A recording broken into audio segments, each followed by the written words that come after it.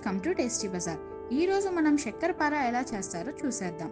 ఈ చక్కెరపారాని మేము చెప్పిన కొలతలతో ట్రై చేయండి. మీకు టేస్టీగా కరకరలాడుతూ పర్ఫెక్ట్గా వస్తాయి. చక్కెరపారాని మైదా పిండితో లేదా గోధుమ పిండితో తయారు చేయొచ్చు. అయితే మనం ఇప్పుడు మైదా పిండితో చక్కెరపారాని తయారు చేద్దాం. ముందుగా 1 కిలో మైదా పిండిని జల్లించుకోవాలి. అరకిలో పంచదార మిక్సీ వేసి పౌడర్గా తయారు చేసుకోవాలి. పంచదార మిక్సీ వేసే ముందు దానిలో 5 యాలకులు వేసి మిక్సీ వేయాలి. ఆ పంచదారని మైదా పిండిలో వేసి కలపాలి. అందులో 1 స్పూన్ ఉప్పు, 1 స్పూన్ బేకింగ్ సోడా వేసి అంతా కలిసేలా కలుపుకోవాలి. ఇప్పుడు మొదట కొంచెం నెయ్యిని తీసుకొని ఈ పిండిలో వేసి కలుపుతూ మళ్ళీ కొంచెం నెయ్యిని తీసుకొని పిండిలో వేసి కలపాలి. ఇలా 2 సార్లుగా నెయ్యి వేయడం వలన నెయ్యి ఎక్కువ కాకుండా చూసుకోవచ్చు.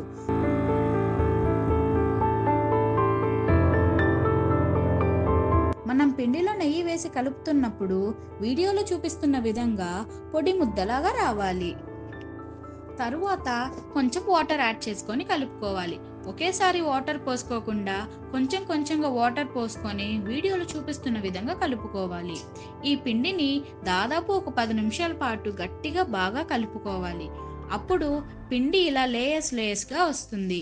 ఈ కలిపిన పిండిని మనం ఒక అరగంట సేపు పక్కన పెట్టాలి.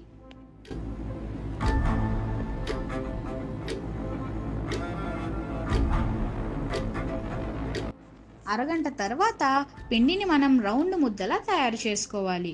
ఇప్పుడు మనం చపాతీ ఎలా అయితే సాదుకుంటామో అలాగే ఈ మైదా పిండి ముద్దని కూడా సాదుకోవాలి.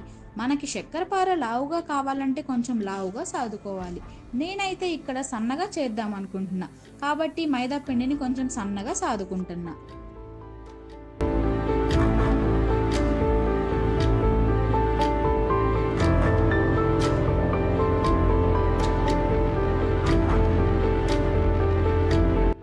ఇప్పుడు ఒక పిజ్జా కట్టర్తో దాని సైడ్ ఎడ్జెస్ కట్ చేయాలి. ఇప్పుడు మనం స్క్వేర్ షేప్లో కట్ చేసుకోవాలి. స్క్వేర్ షేప్ అయినా రౌండ్ షేప్ అయినా మన ఇష్టం, ఎలా అయినా కట్ చేసుకోవచ్చు.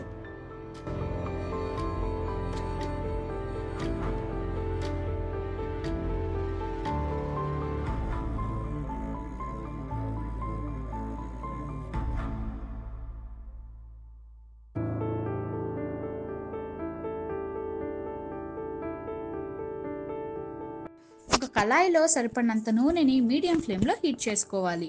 ఆ హీట్ అయిన నూనెలో మనం కట్ చేసుకున్న స్క్వేర్స్ని వేసుకోవాలి.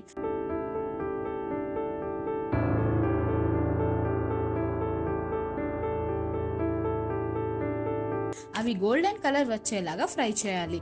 ఎలా అంటే వీడియోలో చూపిస్తున్న విధంగా ఫ్రై చేసుకోవాలి.